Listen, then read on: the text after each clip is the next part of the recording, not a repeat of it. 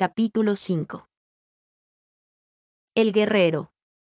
Representa la figura del guerrero el arquetipo más adecuado para que el hombre con mentalidad tradicional se mire en él y emprenda su particular lid en miras a erigirse en el autarca del que hablaba Evola en su etapa filosófica, que no depende de nada externo a él, aparte de ni interno a él, porque ha conseguido descondicionarse y no hay circunstancia que lo mediatice ni lo subyugue. Sin duda, desde el punto de vista tradicional, lo ideal es que el guerrero se acabe convirtiendo en héroe, esto es, que culmine la metanoia o transformación interna y que conquiste, así, la eternidad.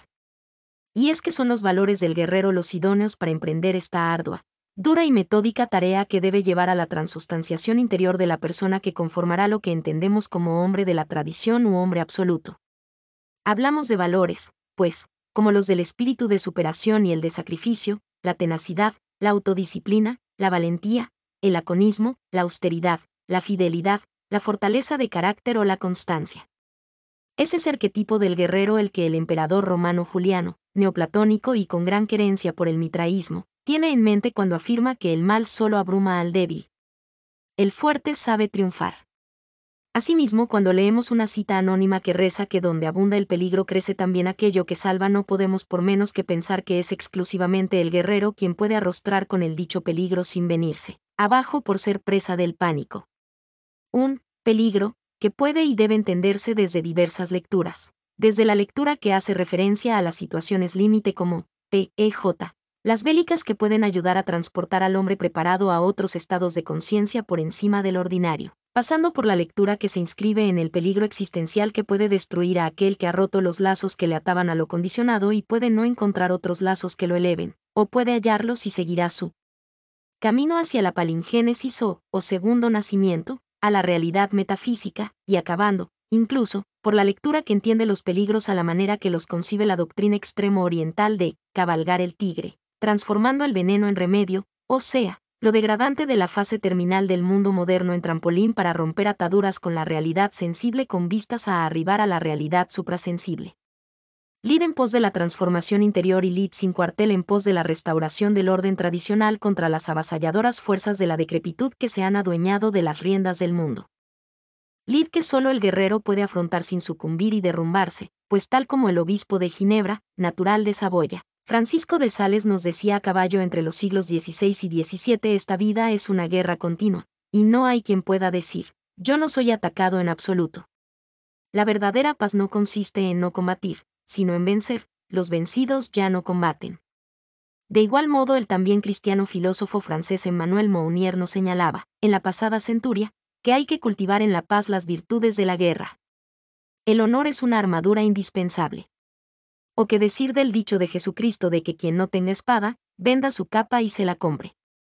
Sin duda las interpretaciones de dichos como este se pueden realizar tanto desde planos que afectan al terreno de la mera religiosidad como al de lo esotérico, pues la espada puede servir tanto para destruir formas religiosas desviadas como para acabar con el viejo hombre caduco que se lleva dentro. Decía el estoico Séneca que la desgracia no llega al hombre valeroso. El cobarde, por el contrario, nunca superará su estado ordinario y, más aún casi siempre, vermicular de existencia. Solo el valiente puede atreverse a adentrarse en el peligroso camino que conduce a la iluminación y que convierte al guerrero en héroe y al hombre en hombre despertado. Tamaño logro que siempre tuvieron a bien admirar nuestros ancestros cuando el mundo de la tradición no había sido todavía sustituido por el mundo moderno. Admiración y reconocimiento que nos recuerda Julio Cebolla cuando escribe que nuestra tradición ha vitoreado a los héroes, ha celebrado a los dominadores y a los hombres dioses. Séneca nos hace llegar la certidumbre de que no solamente hace la guerra el que se halla en el campo de batalla, pues la guerra es continua contra lo externo que pretende prolongar la existencia de este agonizante mundo moderno e interna, la Gran Guerra Santa, contra lo que nos pretenden relegar a la categoría de autómatas y a la de seres meramente instintivos y embrutecidos. La diferencia entre la Pequeña Guerra Santa, la exterior, y la Gran Guerra Santa, la interior, ya nos la mostraba Lao Tse cuando en el capítulo 33, titulado Discriminación, del Tao Te Ching enseñaba que quien vence a los otros es fuerte y quien se vence a sí mismo es poderoso. También el númida San Agustín, que paradójicamente en contraste con el estamento al que pertenecía no dudaba en colocar al guerrero como el arquetipo a seguir, parece remitir a la misma idea de la Gran Guerra Santa, al escribir, combate sin tregua. No temas a ningún enemigo externo, véncete a ti mismo y el mundo será vencido. Hablo con luchadores. Los guerreros me entienden, no me entiende el que no guerrea. La fe y piedad del sacerdote no le llevarán más allá de la simple devoción hacia la divinidad. En cambio, la acción propia del guerrero sí le puede conducir por los vericuetos que lo vayan transformando interiormente y que le pueden llevar al despertar, convirtiéndole en héroe. Comentábamos en cierta ocasión que el héroe no puede surgir a partir de la casta sacerdotal o brahmana, sino de la guerrera o satrilla, pues con la simple fe, actitud pasiva, del sacerdote es imposible operar transmutaciones en el interior del hombre, pero, en cambio, a través de la vía activa consustancial al guerrero sí es más factible pensar en procesos internos, que deben ser activos, de liberación espiritual del hombre. Tampoco la erudición, el raciocinio o la especulación mental pueden facilitar el acceso a planos de la realidad metafísicos. Ello lo reflejaba con claridad meridiana aquella cita anónima que dice que la sangre de los héroes está más cerca de la divinidad que las plumas de los eruditos y las oraciones de los devotos.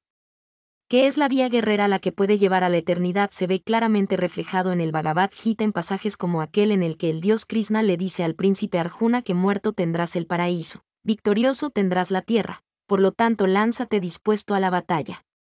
Nadie mejor que el que asume los valores del guerrero puede permanecer vigilante, en vela, en alerta, bien sea para no caer en descuidos o relajamientos del alma que vetarían cualquier posibilidad, en la persona, de búsqueda transustanciadora y de gnosis de lo superior, o bien sea para que no se extinga la vela del saber perenne ni aun en los periplos más tenebrosos del Kali Yuga.